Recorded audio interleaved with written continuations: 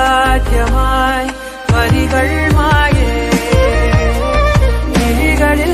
ഒരായിരം മഴവിൽ പോലെ